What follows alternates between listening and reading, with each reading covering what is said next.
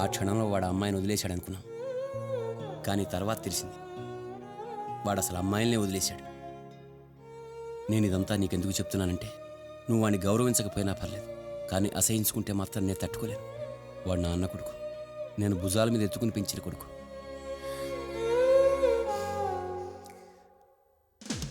Sir, Harika madam chairman గారి దగ్గరికి వెళ్ళి 2 గంటలైంది. ఏం మాట్లాడుకుంటున్నారని టెన్షన్గా ఉంది సార్.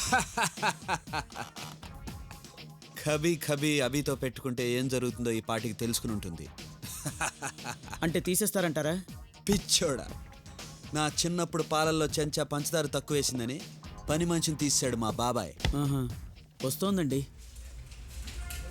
చూసావా మొహం ఎలా మాడిపోయిందో? ఆ. మా బాబాయ్ తలుపులేసి చేత కొట్టేసి ఉంటాడు. సుబ్బారావు ఆ పిల్లని చూస్తుంటే నా గుండె తరుక్కుపోతుందయ్యా. మీరు ఫీల్ అవ్వకండి సార్, మనం మాత్రం ఏం చేయగలం. పోనీ టాలెంట్ లేదా అంటే ఉంది. ఏవో చిన్న చిన్న యాడ్లు అవి చేసుకోవడానికి పనికొస్తుంది. ఈ ఘోరం నేను చూడలేకపోతానయ్యా. ఊరుకోండి సార్, మీ బాధ నేను చూడలేకపోతున్నాను. ఆ అమౌంట్ ఏదో నువ్వే సెటిల్ చేసి అలాగే సార్. అదే చేత్తో రికమెండేషన్ లెటర్ రాసి పంపించు, సంతకం పెడతాను. పాపం వేరే చోట జాయిన్ అవడానికి పనికొస్తుంది. ఎంతైనా మీది జాలిగుండే సార్. నీకు తెలుసుగా సుబ్బారావు, ఆడవాళ్ళంటే నాకు ఎంత గౌరవం. Yes sir. ఏంటిది? నాకు ప్రమోషన్ ఇచ్చారు. ప్రమోషనా? బాబాయ్ నేను సస్పెండ్ చేయలేదా?